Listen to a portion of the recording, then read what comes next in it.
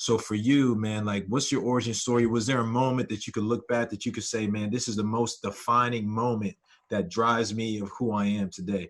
Yeah, man. I think it was coming from nothing, really. Coming from, we all have that same story, but when you feel like it ain't no other opportunity, when everybody told you, you're gonna be, just like your pops, so you may not even have a relationship with, or living in them single parent households, government assistant projects, all of that, and then knowing like at a certain age you get to a point like I can either go this way or I can go that way, and that happened for me, where it was, coming up in those environments where gang banging was an everyday thing, and started losing too many people. And I was like, it was a point like, man, either I'm gonna die out here or I gotta change what I'm doing. And that was, high school days.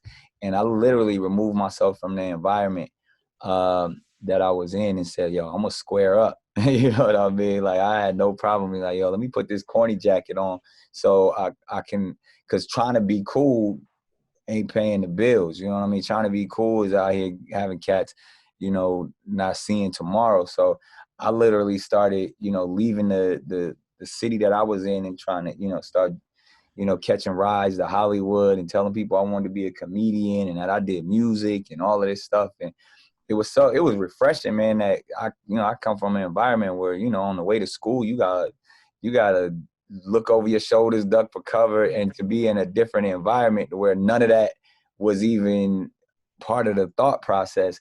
That in itself, like, that was a dream come true to me, man. Like I literally would, drive 2 hours, 2.5 hours and get the opportunity to see, Chris Tucker and Eddie Griffin. That's crazy.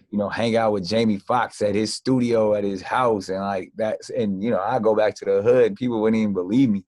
You know what I mean? Like at that time I was famous for hanging out with famous people, like I wasn't that's all I wanted. Like that was like, in the hood, they were like, yo, he know Jamie Foxx, you know what I mean? Like, and I was good with that. Like, and and really getting the opportunity just to see the next day. And then because I started putting myself in those environments and appreciating those environments, I started making a way out of no way. I started turning those things, and this is, I'm 15, 16 years old, but you go from hustling and moving around in your neighborhood to then, and everybody doing that in your neighborhood. I wasn't special in the hood, you know what I mean? We just trying to, figure out a way to scam a new pair of Jordans or some, you know what I mean? I'm still scamming Jordans.